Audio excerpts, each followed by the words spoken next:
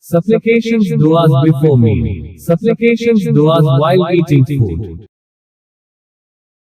Messenger of Allah said, when one of you eats food, then let him say, Bismillah. Bismillah. In the name of Allah.